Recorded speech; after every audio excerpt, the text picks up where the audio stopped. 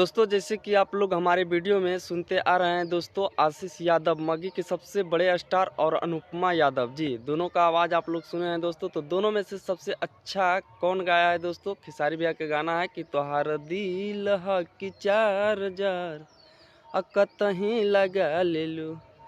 तो दोनों में से सबसे ज़्यादा कौन अच्छा आवाज़ में गाए हैं दोस्तों? आप लोग कमेंट बॉक्स में ज़रूर लिखिएगा और इस वीडियो को ज़्यादा से ज़्यादा लाइक शेयर कीजिएगा दोस्तों। धन्यवाद।